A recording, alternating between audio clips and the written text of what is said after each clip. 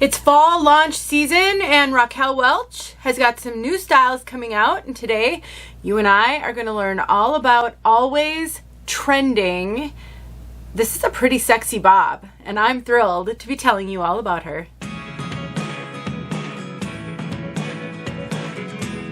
My name is Denise. I'm also known as heywigsister on Instagram and Facebook. Thank you for being here today. And I am here on behalf of 𝖺EEARki𝗂𝖺teЛ. Raquel Welch has launched a line and I get to show you guys always trending. And I have fallen in love with this wig. Oh my goodness. This is an absolutely stunning bob. A little bit of a higher density. We're going to talk all about that. 𝗏Eki𝗂𝗋𝗂𝖺teЛ is an online retailer that also has some in-person wig shops. There are a number of them in Canada currently. There will be one opening in the US very soon. More to come, which I love because I think that gives everyone an opportunity to try wigs in the way that they want to try them. Obviously, they're not going to be everywhere all at once, but I'm really excited to see what they're going to do. And maybe I'll get an opportunity to even visit one of their wig shops one day, which I think would be super fun. And I'd love to give you guys a tour. Hint, hint.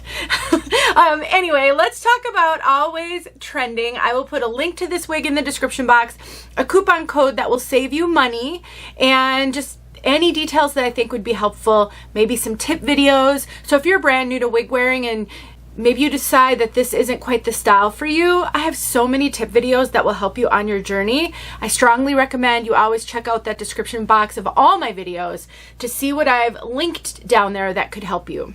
Let's take a look at this beauty all the way around.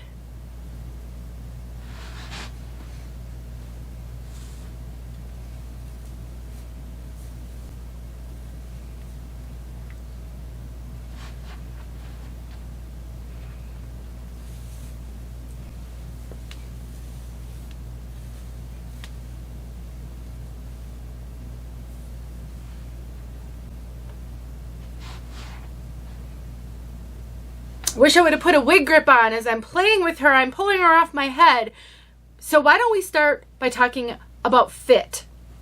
Raquel Welch is a brand that is known for running true to average. In all industries that where you wear something, they're, average versus things that run small, things that run large. And the wig business is no different. I actually have a blog post at my website where I talk about how to measure your head, wig fit, how the different brands run as far as do they run average, do they run large. I will link that post below because there's so much to know on this journey, and I have a whole new Wig Wearers Series, so there's lots of information that I can give to you that will help you be more successful. But just know Raquel Welch is known for running more true to average. I have an average petite head size. I'm very petite over the very top, and I'm average petite on my circumference. All my measurements are in the description box below. I recommend you get your measurements taken and then compare them to yours whenever you're watching a review. Hopefully all reviewers include their measurements because that will help you determine how a wig might fit you. I would say this one, I get a lot of extra cap in the crown up here, and that's because I am very petite over the top of my head. But it also slides around on my head when I don't have it cinched in. So in all of these major name brand wigs, there are adjusters on the inside that allow you to maybe make the circumference a little smaller or make it a little larger. On the Raquel Welch line of wigs, I cinch mine in almost all the way, which then fits better my 21¼ circumference, which is that measurement around my head. And I usually wear a wig grip with my wigs, and then that keeps them perfectly secure, even if they're a little big on me, which this one is. So this is going to fit for sure average measurements. You can be a fair amount bigger on all of your measurements and this wig will fit you. So definitely compare them to yours. And since I took her off to show you those adjusters, let's just talk about the cap construction on this one. So we have an extended lace front. So that lace, look at where it goes all the way to the ear tabs over here. You can tuck this behind your ears. You can pull it back into an updo, and you are never going to see that transition from the lace to the ear tabs. We have soft ear tabs with bendable stays, which gives you a nice secure fit on the sides. We have got a super long left mono part, goes all the way up to the crown, left going over to the right, so the parting is going to go over to the right side, and so you've got all of that. It's fairly wide, especially down here, so unless you like a perfectly straight part, I do think you can fudge it a little if you like more of a center part. We'll look at that when I put it back on, and then you just sort of make it a little bit of a messy part, which some people think actually makes it look more realistic. We've got an extended nape, those Velcro adjusters, and then the rest is open wefted. Silicone on these wefts. It's called their Memory 3 cap. That silicone over time will mold to your head and help you with a more secure fit. More if you don't really have any bio hair. I don't really find that it helps a whole lot with bio hair, but it also never pulls my bio hair, and I have a very sensitive head. I would feel it if that was detrimental to bio hair, and it isn't. So it's great if you don't have any. You know, I don't know that it does a whole lot if you do. This is really a throw and go bob. I mean, you just saw, throw it on, comb through it. I'm actually pleasantly surprised that this is not too bad of a face flopper. Oftentimes, bobs that are all one length like this tend to really flop in the face. Like they just hang in the face to the point where you cannot wear it without intervention. This one's not really doing that, which I love. But if yours does, because it could vary, I have a video showing how to get lift in the front, how to fix that face flopper, and I'll make sure a couple of videos like that are linked below because, again, all wigs are going to be slightly different. And so I had mentioned we've got that left mono part, and because that it doesn't narrow until right about here, so I can totally feel all that lace up to about there. That does give you some flexibility to mess around with that part a little bit. Again, especially if you don't mind it not being a perfectly straight part. So I think there's a little flexibility, but this doesn't have a full mono top, so you can't fully change that part. Now, they don't have the density of this piece listed on the website, but I would say this is more of a medium to even heavy density. I don't always agree with the density claims anyway, and so it's nice to be able to assess that myself. This does feel like a fair bit of hair, and I am feeling Permatease all back in here. There is Permatease on this one, and it gives it a fullness back here. If you notice, this is really a full round bob. And that Permatease in the back really contributes to the fullness. Now, there isn't Permatease up here, and there really isn't a lot of Permatease at the crown, a little bit. Really nothing excessive, and there's no Permatease here on the sides. So the Permatease is actually where you won't even really see it in a mirror, but it does contribute to this. I said it was sexy hair in the beginning, and I think that's what makes me say that. It's just got this fullness, this luxurious fullness to it. Like you took some time to do your hair, you round brushed it, you back combed it a little bit, maybe you used some thickening product. I think we kind of know some of the techniques that sometimes people use, and it just makes me want to I don't know, it just makes me want to throw the hair around, play with the hair with my hands. It's just a gorgeous, gorgeous bob. It really is. There's so many bobs on the market. Sometimes I find myself wondering, another bob, what's going to make this different? This seems different to me. It seems fuller, and it really seems polished. It is gorgeous date night type hair, wedding hair, event hair. It really does look very, very polished, and I can't just have to say it, sexy. I also like that it doesn't have any flippies. I'm not a huge fan of the flippies on the ends. I know some of you are, and there are absolutely styles out there that have that. I just personally like a bob that's more rounded like this, and I always found it super hard to achieve and then hold on my bio hair if I was able to achieve it. This one just doesn't have those flippies. The slight layering, slight, not super layered, but slight layering really contributes to it just laying gorgeously. You can see that there. And just none of those flippies. And then we have got the lace front that I mentioned, and that is the lace front. Just super realistic, beautiful.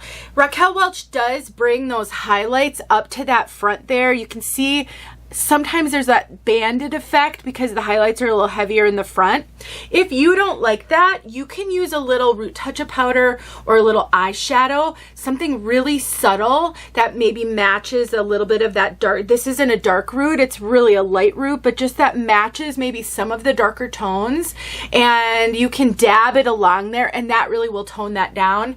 I actually put a video out, a short out on YouTube, and I think I did on social media. I need to do a bit better of a video so that I can show you how to do that. So stay tuned. I'll put something together in case this is something you've noticed that you don't prefer.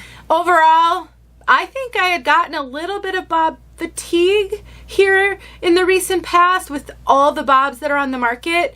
That this one cured me of that. She's great, and I think this is going to be super, super popular. If you do try this one, I would love to hear what you think. There are a lot of low density bobs. There's a lot of bobs with no permatease, and to me, those are so good for just like everyday throw and go, running errands, you know, maybe no makeup days. But there are times you just want more. You're maybe getting all dressed up and putting a lot of makeup on, and so those lower density, no volume bobs sometimes don't feel like they're quite fancy enough, at least not to me. I think this one solves that. I really do. They knocked it out of the park. Let's talk about this color, Shaded Sand. The description of this color, in my opinion, absolutely does not match the color.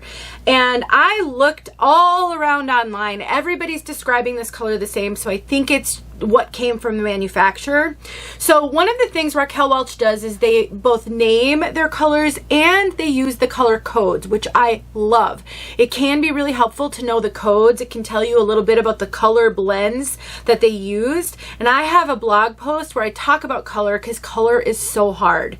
And I break down the color codes for you, and I'll make sure that post is linked below. So on the color code chart, you've got your brunette colors, which go from a 2 to a 12.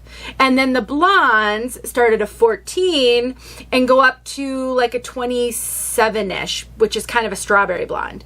And the codes on this are a 16 and a 21.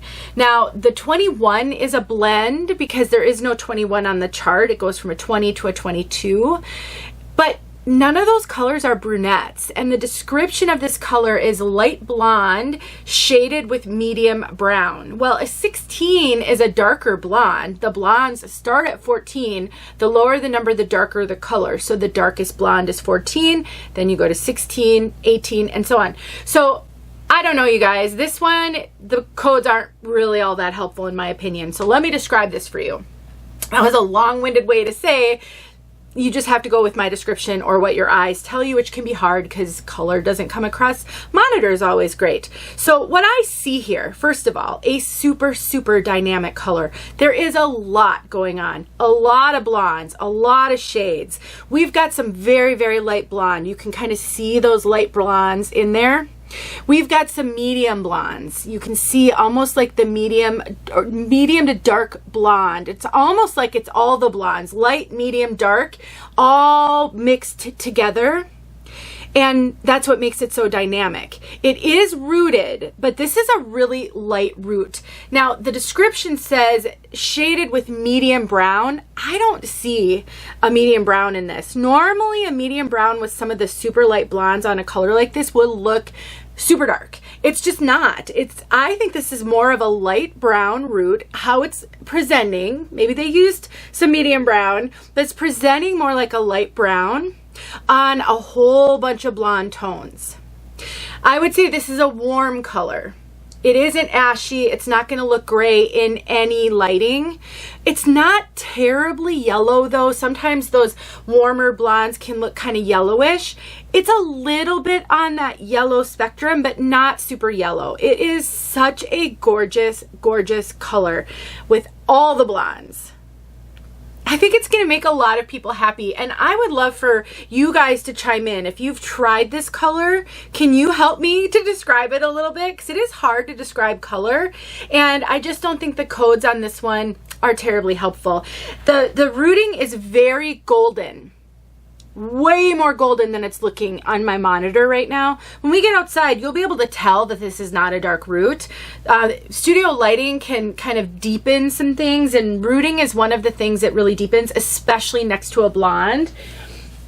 I would say this is a very, very golden, kind of a light to medium golden brown root. Very golden. And really complementary to the rest of the color. Boy, that color segment, I spent a long time on it, so I hope it helped. Let's get outside so you can see this color outside. She is stunning, absolutely gorgeous. I think people are gonna love her. Let's go outside. Don't forget about ዄqui𝖾, and I really appreciate you guys watching. If you could hit that thumbs up button, that would mean the world to me. See you guys soon. All right, here is this gorgeous shaded sand. I just pulled her out of the box. I did get rid of the zigzag part, but that's it.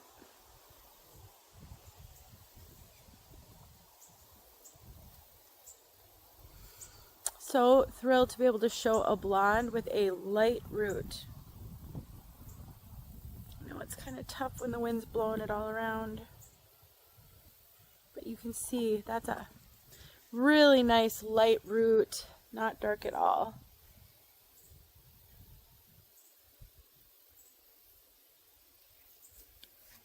Beautiful.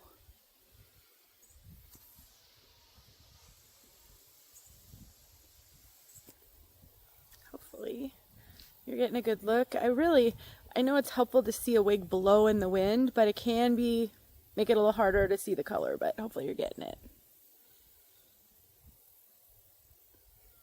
All right, there you go.